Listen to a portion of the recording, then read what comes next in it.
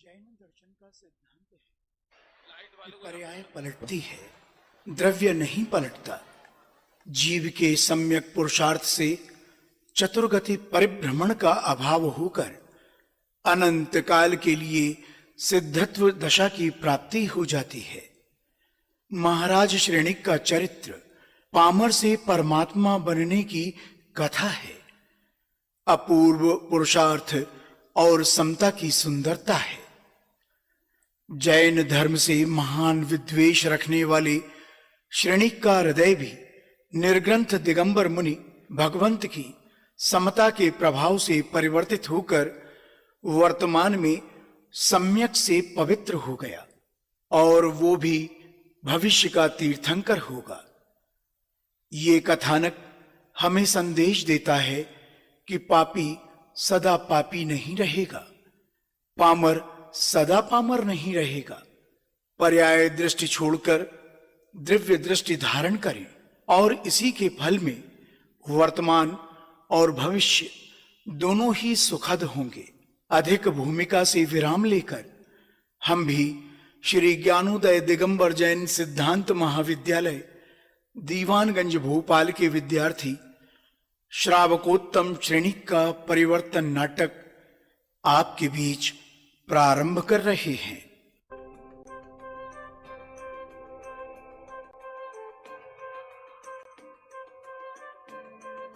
प्रणाम राजन। हे राजन, मैं आपको एक सुंदर उपहार लेकर आया हूँ जिसे देखकर आप प्रसन्न हो जाएंगे। हे कलावंश, ऐसा क्या उपहार है? दिखाइए मुझे।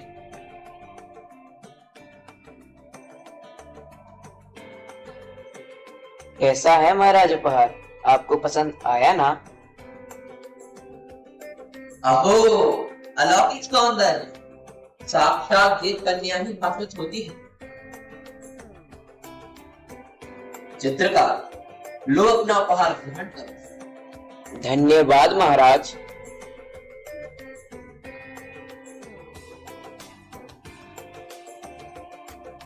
मंत्रीवर, शीघ्र ही सुंदर कन्या के पिता को विवाह का प्रस्ताव भेजो। यह सुंदरी मात्र मेरे वरण करने योग्य है। हे राजन, यह कन्या महाराजा चेटक की छठी पुत्री चेल्ला है। महाराजा चेटक जैन धर्म के परम श्रद्धानी है एवं उनका यह संकल्प है कि वह अपनी पुत्रियों का संबंध मात्र जैन मतानुलंबी से ही करेंगे, परंतु आप बौद्ध धर्म को मानने वाले हैं, अतः कुमारी चेल्ला का वरण करना आपके लिए कठिन है। आप जाइए एवं मेरे अलौकिक बुद्धि के धनी सर्व चातुर्य से युक्त पुत्र अभर कुमार को बुलाइए। वह निश्चित ही मेरा मनोरथ सिद्ध करे। अवश्य महाराज।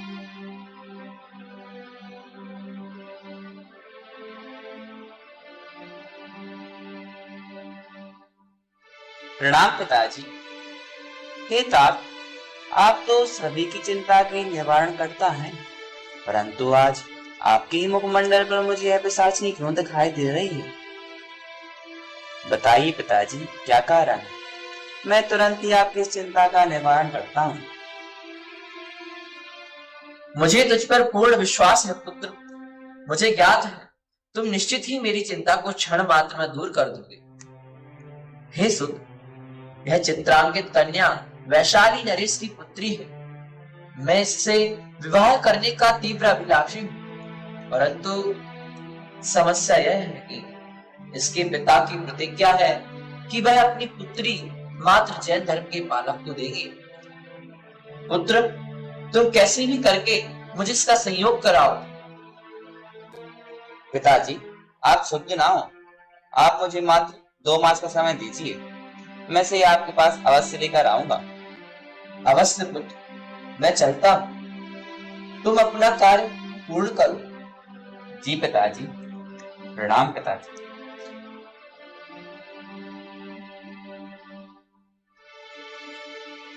सेवक, नगर के जैन व्यापारियों को मेरे समक्ष उपस्थित होने की आज्ञा दो। जी राजकुमार।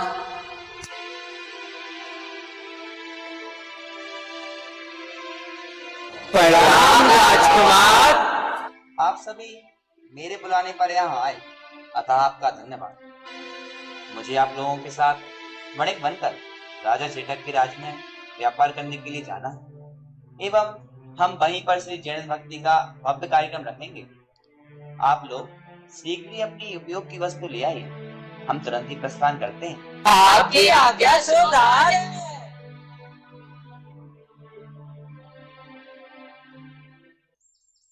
हे राजन, हम दूर देश से आए हुए व्यापारी आपके राज्य में व्यापार के उद्देश्य से आए हैं। राजन, हमें यहाँ पर जैन आचरण की अनुकूल व्यवस्था है, अतः हे राजन, आप कृपा करके हमें यहाँ रहने की अनुमति प्रदान करें। हे महोभाग, कुल जाति व आचार परंपरा का हमें ज्ञान नहीं, फिर मैं आपको आश्रय कैसे प्रदान करूं? महाराज, ये जिनेन्द्र देव के सच्चे भक्ति ही हैं, अतः आप इन्हें आश्रय प्रदान कर दीजिए। ठीक है, आप यहाँ रहकर व्यापार कर सकते हैं। कृतार्थ हुआ महाराज।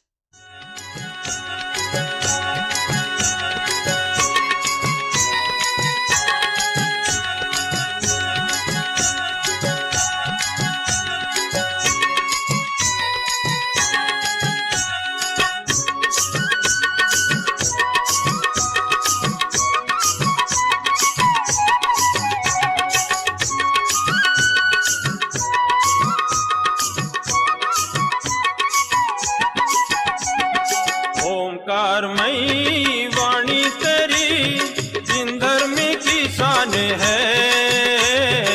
ओंकारमयी वाणी तेरी जिन धर्म की शान है। समो चरण देख के शांत छवि देख के गणधर भी हैरान है।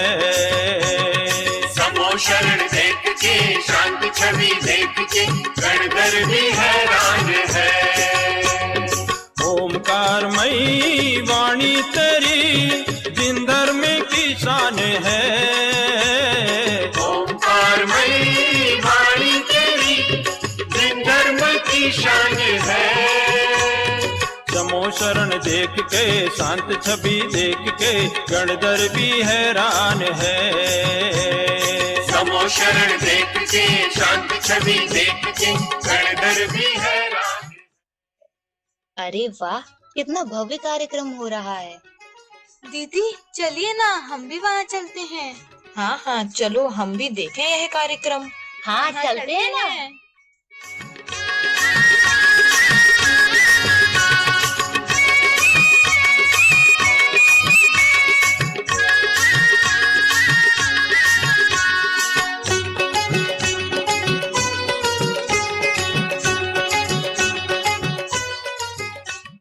वाह, इतनी मनोहारी जिन भक्ति। हे राजन, इतनी सुंदर जिन भक्ति करना आपने कहाँ से सीखा? वैसे आप आए कहाँ से हैं और आपका नाम क्या है? हे राजकुमारी, मैं मगध राज्य का नागरिक हूँ। हमारे राजा श्रेणिक यथा नाम तथा गुण के धारक हैं। उनके राज्य में इस तरह की श्री जैन भक्ति करना साधारण बात ही है। श्रेणिक के राज्य में प्रायः श्री जैन उत्सव होते रहते हैं। राजा का रूप देवताओं सदृश अत्यंत सुंदर है एवं हमारी नगरी अलकापुरी सदृश अत्यंत सुंदर है। राजा को प्राप्त करना महाभाग्य का कार्य है। हे कुमार, आपके राजा अवश्य ही कोई महापुरुष प्रतीत होते हैं। कुमार, कृपया हमें अपने राजा से मिलाने की कोई युक्ति सोचिए। हम भी उनसे मिलना चाहते हैं। आप लोग व्याकुल ना हो, मैं आपको शीघ्र ही मगधेश के पास ले चलता हूँ। चलिए, आप लोगों को मैं गुप्त मार्ग से मगध ले चलता हूँ।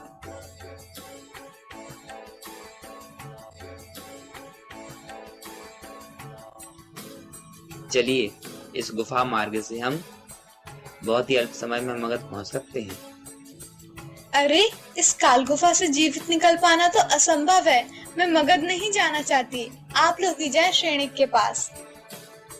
यदि प्राण रहे तो श्रेणिक से भी उत्तम पुरुष मिल जाएगा, परंतु श्रेणिक के लिए प्राण देना ये स्वीकार नहीं भैया। मैं तो महल में जा रही हूँ, मेरे साथ जिसे भी आना हो वह मेरे साथ आ जाए। मैंने हृदय से महाराज श्रेणिक को अपना पति स्वीकार लिया है। अब मैं उनके अलावा अन्य पुरुष को स्वीकार नहीं करूंगी। मुझे वाणिक कुमार पर पूर्ण विश्वास है।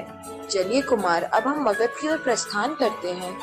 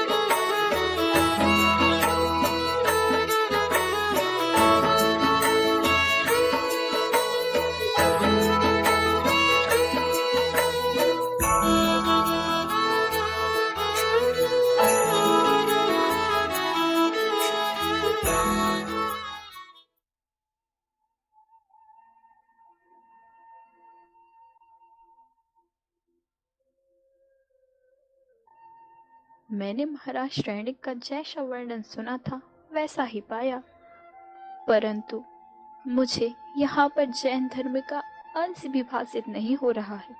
यहाँ मात्र बौद्ध धर्म का ही वातावरण है। मुझे ना तो यहाँ कोई जैन मतावलंबी दिखाई दे रहा है और ना ही कोई जिनालय आदि। अवश्य ही मेरे साथ छल हुआ है। अभय कुमार के माया जाल में फंसकर मैंने जिन धर्म को खो दिया है। मेरा जीवन व्यर्थ है, निरर्थक है। भला मैं इस स्वर्ग जैसे महल में बिना जैन धर्म के कैसे रहूंगी? जैन धर्म के बिना चक्रवर्ती पद को भी नहीं चाहती। फिर तो है राजा श्रेणिक और उनके महल। मेरा प्राण देना ही श्रेष्ठ रहेगा। यदि मुझे जैन धर्म ना मिला तो मैं अपने प्राण त्याग दूंगी। हे भद्रे, तुम व्यर्थ ही क्रुद्ध होती हो। भला मिथ्या मार्ग को छोड़कर सत्य बौद्ध धर्म की प्राप्ति में क्या खेद की बात है? तुम जो चाहो वह करो रानी, परंतु तुम बौद्ध धर्म को स्वीकार कर लो। हे राजन, आप एक मिथ्या एकांतवादी बौद्ध कुधर्म को पालकर अपना अहलोक एवं परलोक दोनों को कष्ट में डाल रहे हैं। हे राजन, इस मिथ्या मत के अनुसरण से आपका अनंत संसार प्रशस्त हो रहा है। आपने मुझे यहाँ छल से बुलाया है एवं मुझे श्रेष्ठ जैन धर्म से दूर किया है। हे रानी, मैं तुम्हें बिल्कुल भी बाध्य नहीं करूंगा। तुम्हें जिस तरह रहना है रहो, जैन धर्म का पालन करना है करो, मुझे कोई आपत्ति नहीं। तुम मेरी प्रिय रानी हो, भला मैं तुम्हें दुखी कैसे कर सकता हूँ? हे स्वामी, मैं आपके इस पाखंडी धर्म का सच अवश्य ही उजागर करूंगी एवं आपको जैन धर्म का निश्चित ही विश्वास दिलाऊंगी। प्रिय, मैं अपने बौद्ध गुरु को भोजन के लिए आमंत्रित करता हूँ। तुम उनके समागम से निश्चित ही बौद्ध धर्म ग्रहण करोगी। जी अवश्य।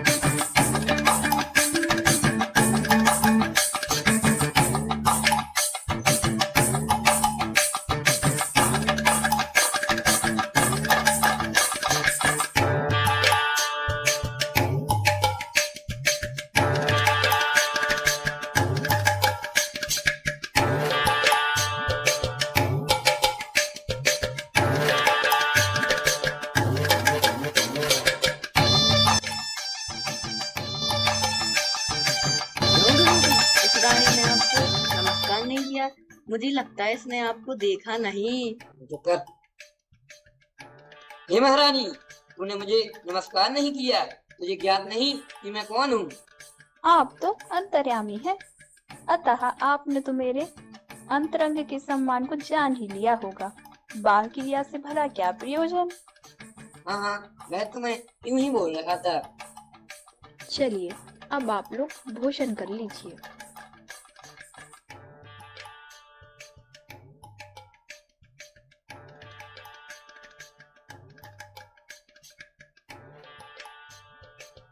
अरे वाह, आज तो कितना अच्छा भोजन है। आज तो खाने में मजा ही आ जाएगा। कितना स्वादिष्ट भोजन है।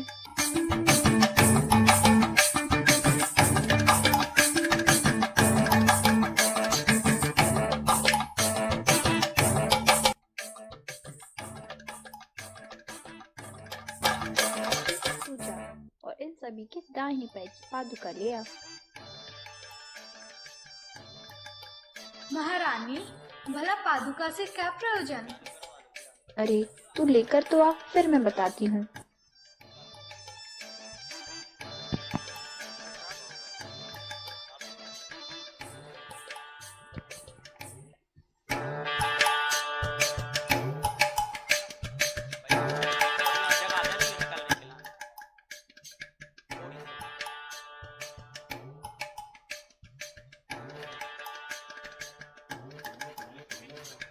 मानना पड़ेगा महारानी जी, आपकी पाक विद्या को बहुत ही स्वादिष्ट भोजन बनाया है। आज तो मजा ही आ गया। बहुत ही उत्तम प्रबंध किया है महारानी। तुमने हमारे सम्मान में कोई कमी नहीं छोड़ी। अरे, हमारे दाहिने पैर की शरण पादुकाएं कहाँ गई? अरे महाराज, आपको भी इस तरह प्रश्न करने की क्या आवश्यकता।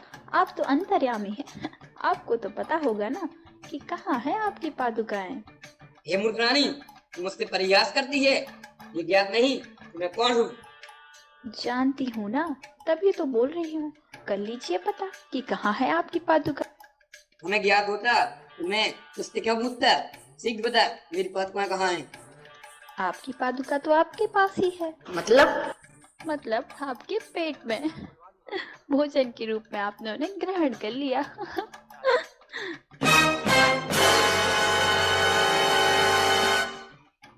ये मूर्खा, तुझे तेरी करनी का दंड अवश्य मिलेगा।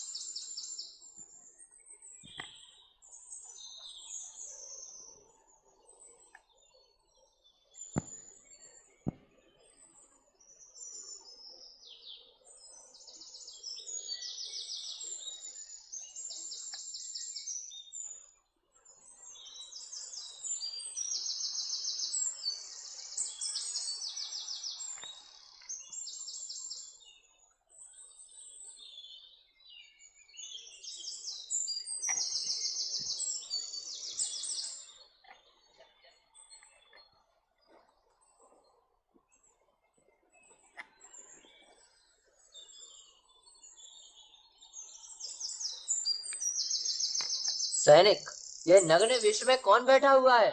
इसके स्वरूप का क्या रहस्य है?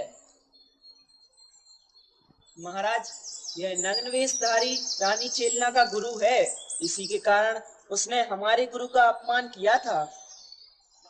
ऐसे होते जैन साधु, इसके कारण ही चेलना सच्चे बौद्ध धर्म को नहीं मानती। मुझे अपने गुरु के ऊपर हुए अपमान का बदला अवश्य लेना होगा, अन्यथा वह मुझे क्षमा नहीं करेंगे। मैं साधु को अभी मजा चखाता हूँ। सैनिक, अभी जाओ और जंगली कुत्तों को इसके ऊपर छोड़ दो।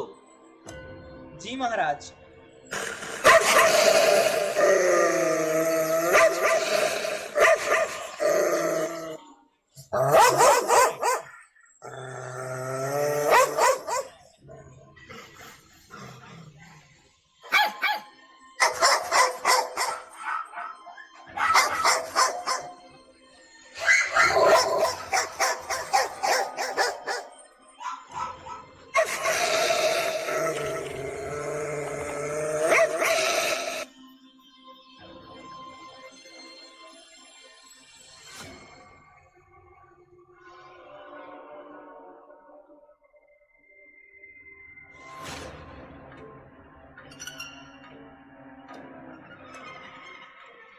यह कोई माया भी है, तभी इसके माया जाल में यह कुत्ते शांत हो गए। अब मैं ही इसे दंडित करूंगा। क्या करूं? हाँ, यह सर्प इसके ऊपर डाल देता हूँ। हाँ, इस सर्प को इसके ऊपर डाल देता हूँ।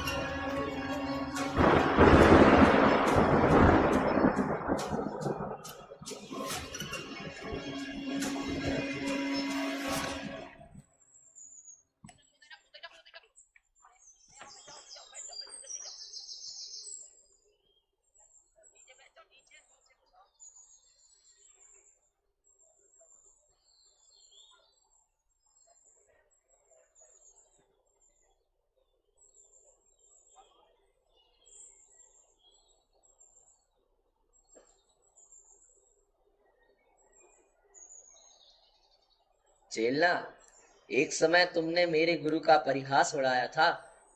उसी का बदला लेने के लिए मैंने 3 दिन पूर्व एक जैन साधु के ऊपर मृत सर्प डाल दिया था।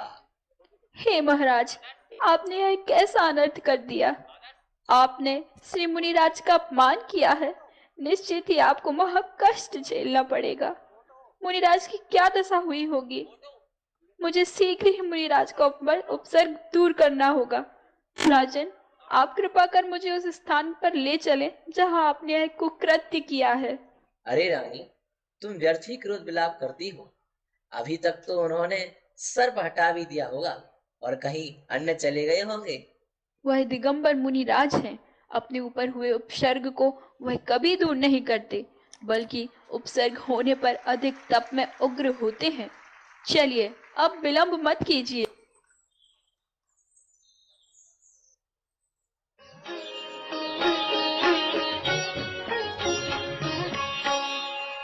ऐसे मुनिवर देखे वन में,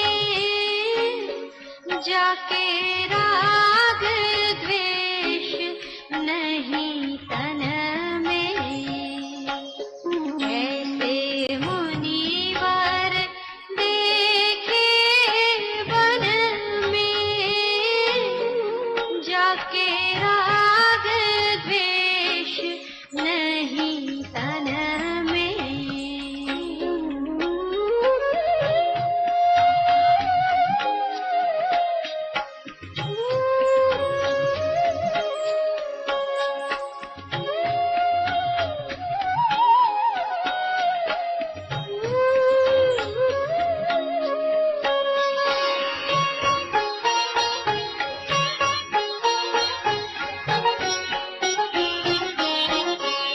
ग्रीष्म ऋतु शिखर के ऊपर, ग्रीष्म ऋतु शिखर के ऊपर, वे तो मगन रहे ध्यानन में। वे तो मगन रहे ध्यानन में।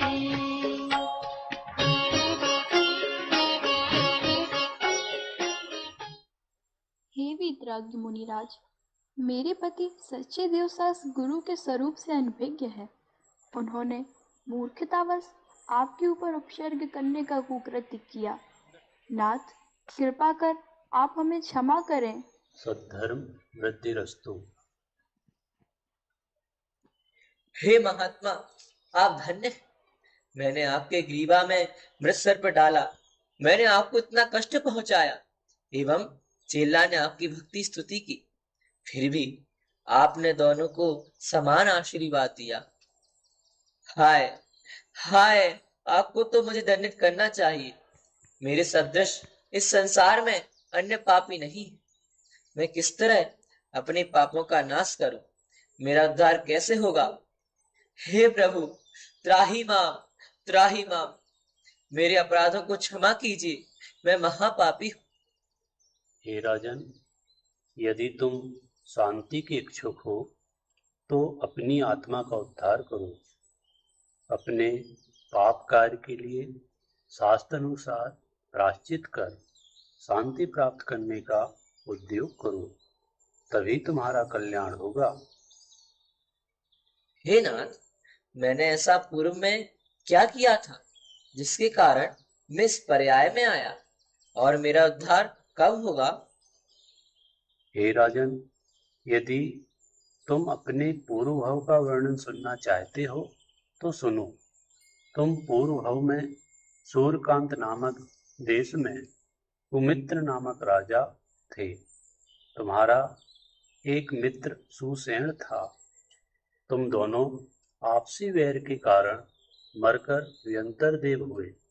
वहां से आकर तुम श्रेणिक राजा हुए हो, एवं सुसेन का जीव तुम्हारे बेटे पुणिक के रूप में जन्म लेगा। रानी चेलना को कुछ काल पर्यंत गर्भ धारण हो जाता है। गर्भ काल में उसे अनेक अशुभ लक्षण अनुभव होते हैं। गर्भमास पूर्ण होने पर रानी के पुणिक नामक पुत्र जन्म लेता है। इसके बाद वायुसेन आदि 4 पुत्रों को चेलना जन्म देती है। इस प्रकार चेलना 5 पुत्रों की माता बनती है। चेलना को पुणिक के संबंध में अनेक अशुभ लक्षण अनुभवित होते हैं और वह सोचती है कि कहीं यह आगे जाकर विध्वंसकार न बने, इसलिए वह उसे जंगल में छोड़ देती है। लेकिन जब यह बात श्रेणिक को पता चलती है, तब पुत्र व्यामोह के कारण वह उसे वापस से राजभवन में ले आते हैं। उस समय में इस युग के अंतिम शासन नायक भगवान महावीर स्वामी का समवसरण प्रवर्तमान था, और ऐसा ही संयोग था कि वह समवसरण राजगृही नामक जगह पर आया था। जिस प्रकार दिवाकर अपनी रश्मियों से अज्ञान के समूह का विध्वंस करता है, वैसे ही महावीर भगवान का समवसरण अपनी ज्ञान रश्मियों से लोगों की मान्यताओं पर पड़े अंधत्व का विध्वंस करता हुआ प्रतीत होता था। और श्रेणिक भी अपने स्वयं के भाग्य से अभय कुमार चेलना सहित सपरिवार भगवान महावीर के दर्शनार्थ जाते हैं।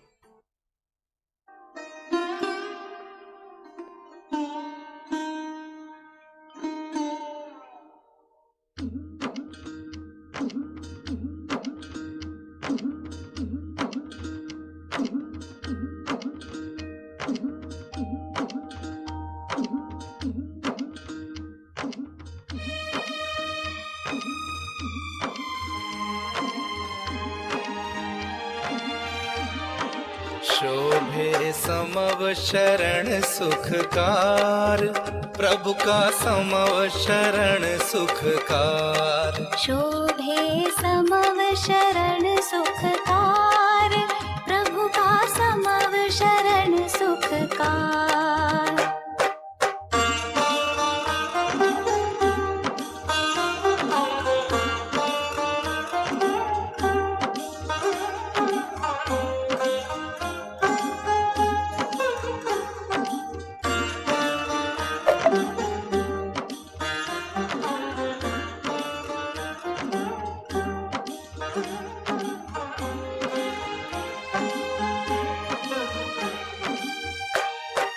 अंतरिक्ष जिन राज विराजे, अपने ही आधार।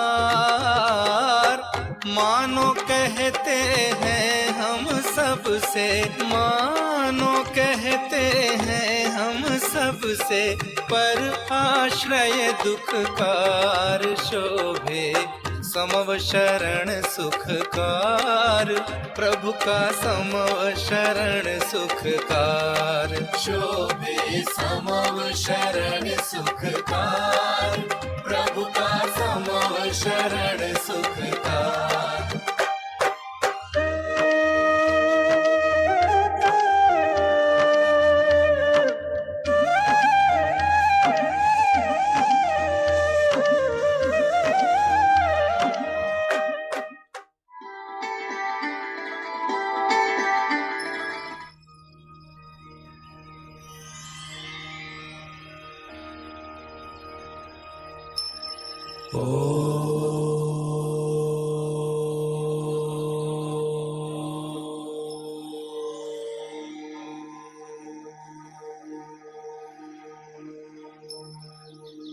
हे भव्य जीवो, यह विश्व जीवादि 6 द्रव्यों का समूह है। यह स्वतः सिद्ध होने से अनादि अनंत अकृत्रिम है। इसमें जीव अनंत हैं, जो कि चेतना लक्षण स्वभावी, ज्ञानानंद स्वभावी, अमूर्तिक महापदार्थ हैं। इनसे भिन्न उद्गल अनंतानंत हैं। एक धर्मास्तिकाय असंख्यात प्रदेशी, एक अधर्मास्तिकाय असंख्यात प्रदेशी और अनंत प्रदेशी आकाश तथा असंख्यात कालाणु जो कि एक प्रदेशी हैं। ये सब 5 अचेतन द्रव्य हैं। प्रत्येक द्रव्य उत्पाद व द्रव्यात्मक सत स्वरूप है। अनंत गुणों का अखंड पिंड है। उन गुणों के माध्यम से प्रत्येक द्रव्य प्रति समय परिणमन करता हुआ अपने स्वरूप में ही सदा विद्यमान रहता है। चैतन्य स्वभावी यह जीव अनादिकाल से अपने ज्ञानानंद स्वभाव को भूलकर मोह राग द्वेष भाव रूप परिणमता हुआ ज्ञानावरणादि 8 कर्मों से बंधा हुआ है। इन्हीं कर्मों के निमित्त से यह जीव 4 गति 84 लाख योनियों में भ्रमण करता हुआ अनंत दुख भोग रहा है। पर्यायों के सहज प्रवाह क्रम में किसी जीव को संगी पंचेंद्री पर्याय प्राप्त होती है। इस अवसर पर इसे सच्चे देव शास्त्र गुरु का समागम भी प्राप्त हो जाता है और उनकी सन्निधि में तत्व निर्णय आदि का योग्य पुरुषार्थ करके यह जीव मोक्ष मार्ग में प्रवेश करता है। अनेकांत स्वरूप वस्तु को शादवाद शैली से जानकर पर पदार्थों में परिवर्तन का और अपनी पर्यायों के क्रम में भी परिवर्तन का भार छोड़कर निर्भर हो जाओ। पंचेंद्रियों के भोग तो दुख रूप हैं। तुम स्वयं ही इतनी दूर से आई हैं, धन तो आप 2 मिनट का धैर्य रखें। पिंड हो। स्वभाव से तुम अभी परमात्मा हो और उसकी श्रद्धा ज्ञान आचरण पूर्वक पर्याय में भी परमात्मा हो जाओ। सर्व मंगल मांगल्यम सर्व कल्याण कारकम प्रधानम सर्वधर्माणाम जैनम जयतु शासनम जैनम जयतु शासनम जैनम जयतु शासनम। बंधु, बड़ा अद्भुत नाटक बच्चों ने प्रस्तुत किया है। कल यहाँ साक्षात समवसरण लगेगा अधर, और यहाँ लोग बैठेंगे उस समवसरण के अंदर। अच्छा, हाँ, बैठिए बैठिए, 2 मिनट के लिए बैठिए।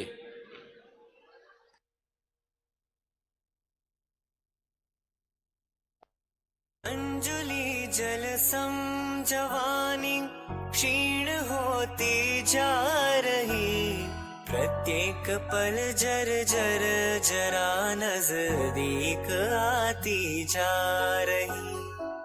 काल की काली घटा प्रत्येक क्षण मंडरा रही, किंतु पल पल विषय तृष्णा तरुण होती जा रही। हे अग्रज, इस दुर्दांत लोक में चितलोक ही मुझे भासता है। निराग है, निर्द्वेष है, आलोक है, चिल्लोक है, जिसमें झलकता लोक सब वह आत्मा ही लोक है। अनुज, परम आह्लादकारक ये वचन मेरे वैराग्य के निमित्त बन रहे हैं। हे पूज्यवर, यह वैराग्य ही मनुष्यत्व का सार है। हमें यह मनुष्य भाव अत्यंत दुर्लभता से प्राप्त हुआ है। हमारे विचार इस प्रकार होने चाहिए। अपूर्व अवसर ऐसा किस दिन आएगा, कब होऊंगा बाह्यांतर निर्ग्रंथ जब, संबंधों का बंधन तीक्ष्ण छेद कर विचरूंगा कब महत पुरुष के पंथ जब। धन्य है, धन्य है, धन्य है ऐसे मुनिराज जो स्वरूपाचरण के प्रतिपन्न द्वारा अत्यंत तेजवंत हो रहे हैं। मेरी ऐसी दशा कब बनेगी? एकाकी विचरेंगे जब श्मशान में, और पर्वत में बाघ सिंह संयोग जब, अडोल आसन और मन में नहीं शोभ हो। परम मित्र का जैसे पाया योग तब, अपूर्व अवसर ऐसा किस दिन आएगा।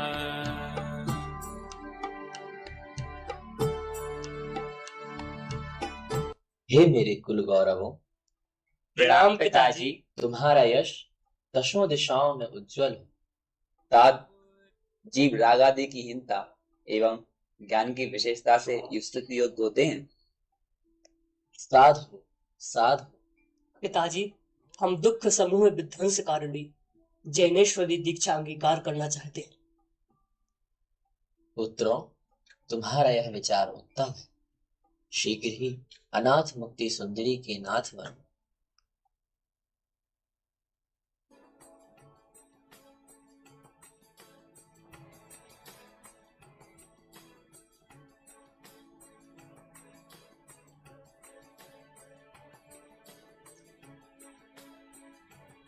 हे पुत्र, अब तुम राज्य संभालने में सर्वथा योग्य हो, इसीलिए अब मैं राज की बागडोर तुम्हें देता हूँ। अब इस मगध राज्य का शासन तुम करो पुत्र।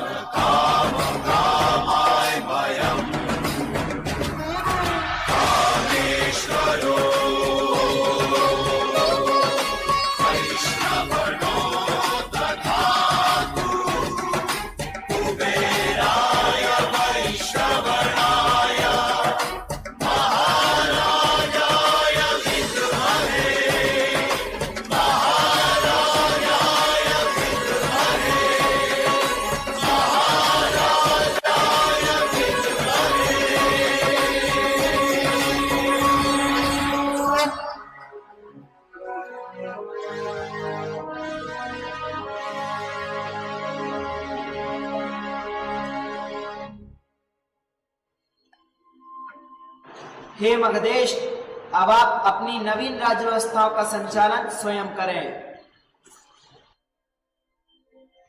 मगध राजाधिराज, मैं महाराज कुड़े यह आदेश देता हूं, सैनिकों, इस ऋण को कारागृह में डाल दो।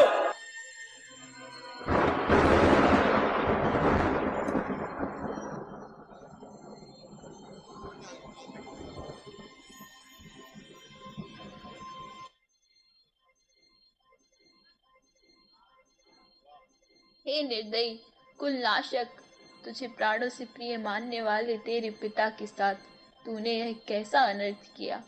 अरे वही तो तुझसे बड़ा प्रेम करते हैं, वही तो तुझे वन से सुरक्षित लेकर आए थे, और जब तुम्हारी अंगूठी में रोग हो गया था तो उन्होंने निर्गलानी भाव से उसे अपने मुंह से साफ किया था। हे पापी, अब भी यदि तुझे अपने पिता पर दया नहीं आ रही हो तो तुझ पर धिक्कार है। क्या धिक्कार है मुझ क्रूर पुत्र पर जिसने ऐसा कुकृत्य कर डाला। मुझे पिताजी को शीघ्र ही मुक्त करना होगा। मैं इस खड़ग से सारे बंधनों को तोड़कर तुरंत पिताजी को मुक्त करता हूँ।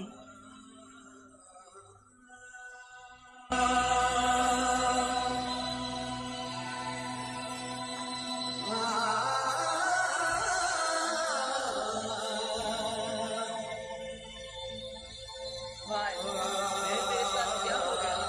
कहा मैं इतने बड़े राज्य का राजा, सर्व सुख को भोगने वाला, और आज मेरी ही कारागृह में मुझे यह कष्ट सहने पड़ रहे हैं। दुष्ट कुड़िक ने मेरे साथ इतना बड़ा अनर्थ किया, मैं उसे कभी क्षमा नहीं करूं। हाय, इस कष्ट को सहने से अच्छा तो मैं प्राण त्याग दूं। मुझसे यह पीड़ा नहीं सही जा रही। हाय हाय हाय।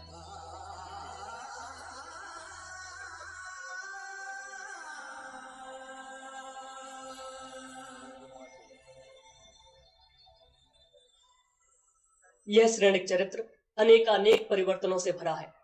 कहाँ वह घोर मिथ्या दृष्टि से सम्यक दृष्टि बने और कहाँ राजा से रंग। वास्तविक परिवर्तन तो वह है जब वे परावर्तनों का अभाव कर परिवर्तन रहित होंगे। सार्थक ही है इस नाटिका का नाम परिवर्तन।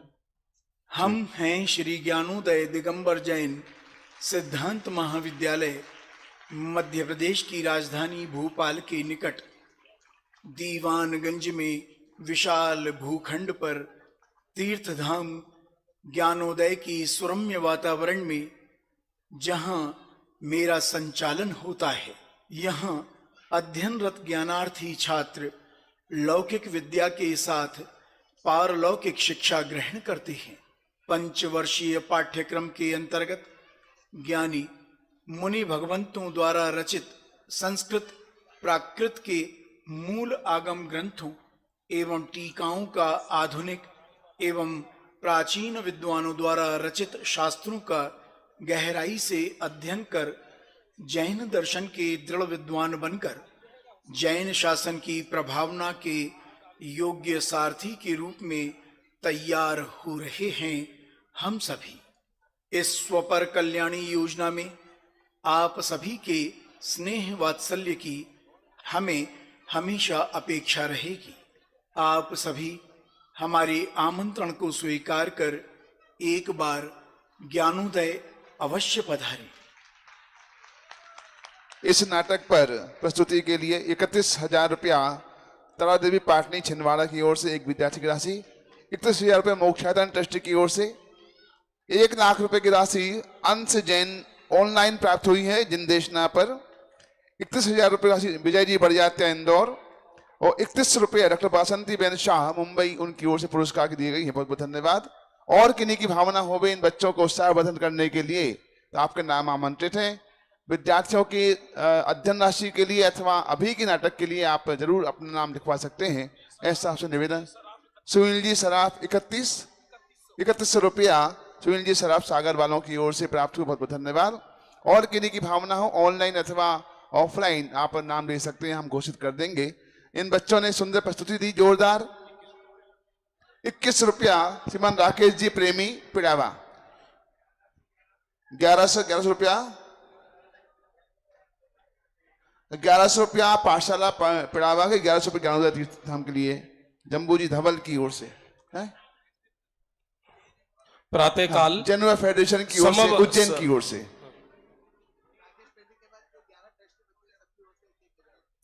21,000 रुपया जो ट्रस्टी हैं मोक्षायतन के, तो अच्छा 11,000 रुपये टोटल।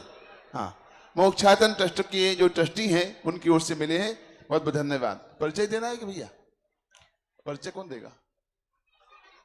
2100 रुपये नरेंद्र कुमार जी खंडवा, नरेंद्र कुमार जी खंडवा। इन बच्चों का परिचय प्राप्त करें आप।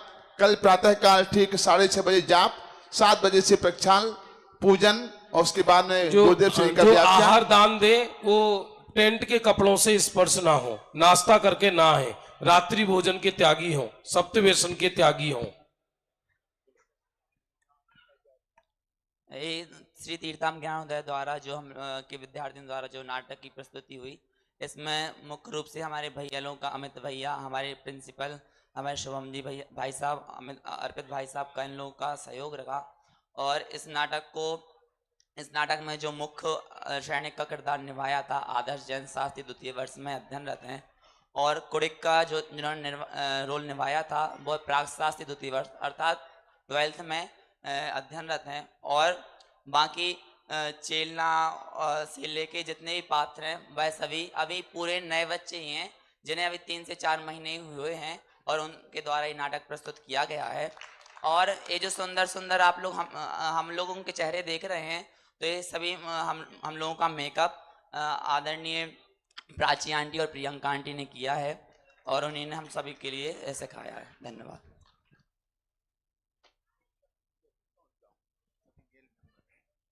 हाँ